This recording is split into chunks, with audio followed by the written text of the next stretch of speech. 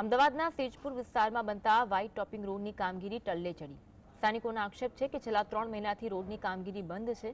આ સાથે ડ્રેનેજ અને અન્ય લાઈનો નાખવાનું કામ પણ બંધ હાલતમાં હોવાથી લોકો મુશ્કેલીમાં મુકાયા। ખાડાના કારણે લોકોને હાલાકીનો સામનો કરવો પડી રહ્યો છે।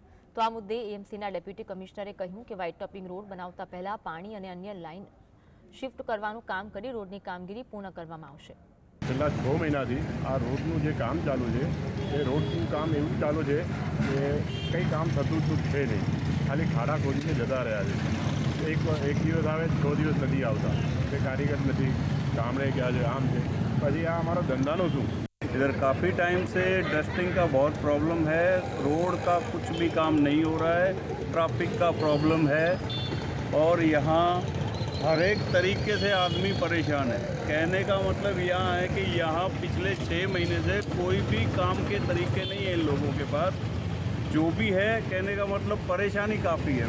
આ સેજપુર ગરનાળા રોડ પહેલાં ટીપીમાં અમે અમલ કરી અને પછી વ્હાઇટ ટોપિંગની કામગીરી શરૂ લીધી છે।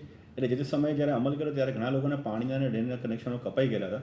અત્યારે તમામ જે કનેક્શનો છે એ પૂર્વવત થઈ જાય, જેથી વ્હાઇટ ટોપિંગ બન્યા પછી એને તોડવો ન પડે એ બાબતનું ધ્યાન રાખી, તકેદારી રાખી અને લગભગ આજ રાત સુધીમાં પાણીના કનેક્શનો શિફ્ટ થઈ જશે, એટલે પછી વ્હાઇટ ટોપિંગની કામગીરી પૂર્ણ કરવા।